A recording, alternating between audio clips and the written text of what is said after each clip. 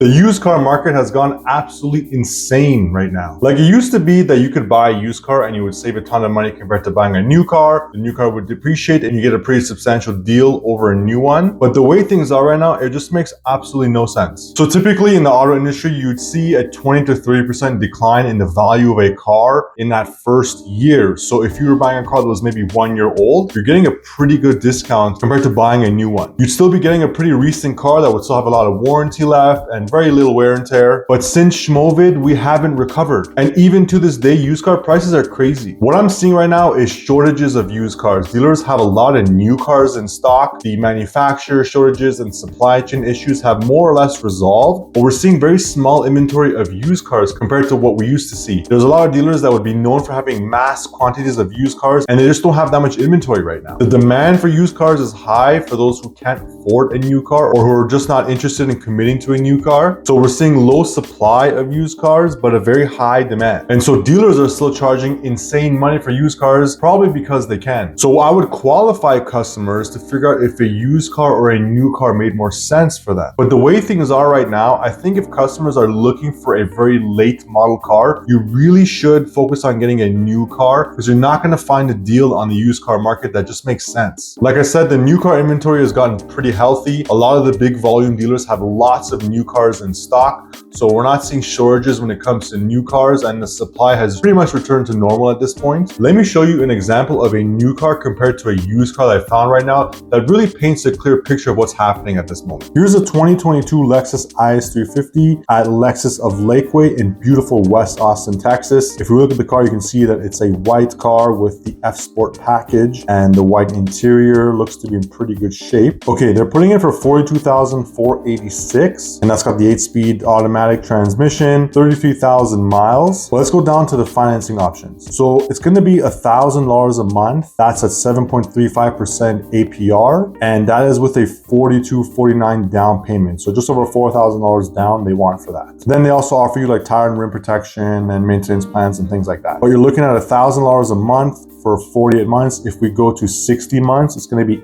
$828 per month, again with $4,249 down at 7.35% APR. But watch this. If we look at a brand new one, 2025 IS 350, also F Sport in white, that's going to be $47,000. So barely any more. What is that? Like $5,000 more to get a new one. Now watch what happens when you look at the payments. So 60 months, now with a little bit more down, $4,700 down is $836 per month. So let's match the down payment, $4,249. So I'll do $4,249. I'll hit enter. Okay, look at that. 60 months, $844 a month at 3.49, because it's a new car, has a way lower interest rate. What was the payment on the other one? $828. So you're going from $828 to $844. Like, we're talking a few dollars difference on a payment. The car's only $5,000 more, but it's like half the interest rate. We're putting the exact same down payment, and we're getting a brand new 2025 IS 350 F Sport. It makes absolutely no sense to buy this used car. No sense, because it has 33,000 miles. It's a 2022. If we look at Lexus's warranty, 48 months or 50,000 miles. So a ton of its warranty is already gone. We're getting almost the exact same payment with the same money down. We're just paying more interest for less warranty. And the car that's a 2022, it's 3 years older. This thing's value is going to drop like a rock pretty soon, and you're paying essentially the exact same amount of money. We're talking a few dollars difference. It's ridiculous what's happening right now. It makes absolutely no sense to buy these used cars that are a few years old. You might as well buy a brand new one, get a lower rate, get a brand new warranty, pick your color, pick your package. Now, above and beyond that, with the new cars, you got a $1,000 military discount. You have a $1,000 college graduate discount. So if you're buying a new car, there's even more additional incentives and rebates that you don't get on a used car. If we go to the used one, all we get is warranties and protections that you can add on. There's no additional rebates on these used cars, because that comes to the manufacturer. This car has nothing to do with the manufacturer anymore. This is owned by the dealer themselves. Whereas these new cars have additional rebates that Lexus will provide to the dealer and pass on to the customer if they qualify for those things. So you may even get a better price. Let's say you have military discount. Look, we're at $825 per month, same money down. It's cheaper now to buy the new car and have a brand new car with warranty and the color that you want, no mileage, no depreciation, nothing, and it's literally less. So you can see how they did did that was they made it $52.49. So they took that $1,000 rebate and put it as if it was a down payment. And this isn't the only one. There's tons of cars that work out like this. Honestly, from what I'm seeing right now, this seems to be a trend across the entire industry. So why is this happening? What's with this used car pricing right now? Well, I think it's a combination of things. Firstly, a brand like Lexus definitely holds its resale value, so that's certainly a factor, but the way things are right now is an extreme case. Also, just a few years ago during the lockdowns, both new and used car prices were through the roof. Dealers were selling cars for over MSRP, used car prices skyrocketed. So I think what happened is a lot of people overpaid for their cars and they got buried into loans. And now that prices have kind of leveled out a bit, those buyers owe a lot more on their cars than what it's actually worth. So a typical buyer who would be trading in a car right now